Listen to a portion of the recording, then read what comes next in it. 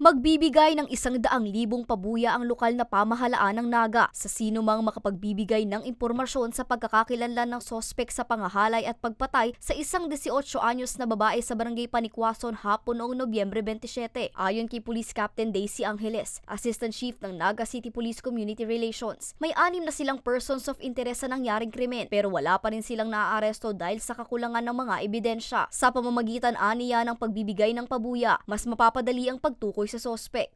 Ang family, continuous ang coordination para nga mahanap kung sino man ang suspect ng pagpatay. Under investigation pa din yun, nag-follow up pa din kasi wala pa silang matibay na ebidensya na makapagtuturo talaga kung sino talagang gumawa ng pagpatay. So, may persons of interest tayo pero wala pa tayong suspect.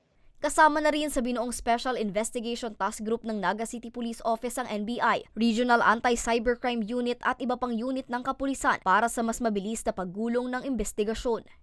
Yung sa 100,000 na pabuya, yun yung initiative ng LGU na ibibigay doon sa makakapagtuturo.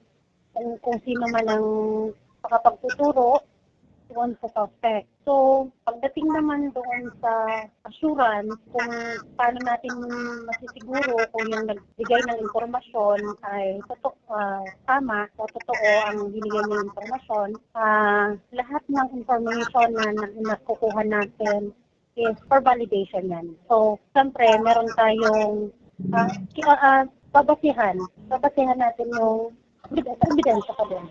Mahaharap naman ang sospek sa kasong rape with homicide. Para sa mga balitang tatak, Bicol, Angeline Dagta.